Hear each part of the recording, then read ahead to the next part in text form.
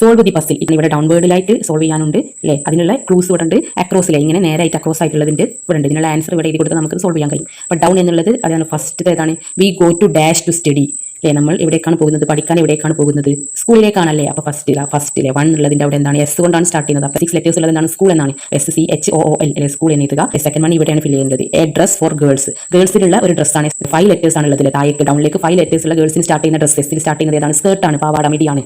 Next എന്താണ്? 3 A person who understand you well. നിങ്ങളെ നന്നായിട്ട് മനസ്സിലാക്കുന്ന ഒരു പേഴ്സൺ. ആരാണ് നിങ്ങൾ ഏറ്റവും കൂടുതൽ മനസ്സിലാക്കുന്ന ഒരു പേഴ്സൺ? തേർഡ് 3 ഇവിടെ 3 എഫിൽ സ്റ്റാർട്ട് ചെയ്യുന്ന പേഴ്സൺ ആരാണ്?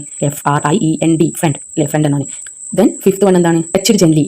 5 എവിടെയാണ്? അപ്പോൾ അതിന് അനുയോജ്യമായിട്ട് ടച്ച്ഡ് ജെന്റ്ലി എന്നുള്ളതിന് പി വെച്ച് സ്റ്റാർട്ട് ചെയ്യുന്ന ഒരു വേർഡ് എന്നാണ് നമ്മൾ പഠിച്ചിരുന്നല്ലേ ഫസ്റ്റ് ചാപ്റ്റർ തന്നെ. പാറ്റേഡ് അല്ലേ, തലോടിയില്ലേ. ടച്ച്ഡ് ജെന്റ്ലി പതുക്കെ തൊട്ടുന്നതിന് നമ്മൾ എന്താണ് പറഞ്ഞത്? പാറ്റേഡ് അല്ലേ, പി വെച്ച് സ്റ്റാർട്ട് ചെയ്യുന്നത് പാറ്റേഡ്. Then across eager to learn or know something. എന്തെങ്കിലും പഠിക്കാനോ അറിയാനോ വേണ്ടിയിട്ടുള്ള ആകാംക്ഷക്ക് നമ്മൾ എന്താണ് പറയുക? ഫോർ സി വെച്ചിട്ട് സ്റ്റാർട്ട് ചെയ്യുന്നതാണ് ക്യൂരിയസ് അല്ലെ, ക്യൂരിയസ് ആകാംക്ഷ എന്നാണല്ലേ. 6 എ സ്വിമ്മിംഗ് ബേബി ബെഡ് അല്ലെ, ക്രാഡിൽ അല്ലേ, കുട്ടികളിലെ നാട്ടിലെ കുട്ടികൾ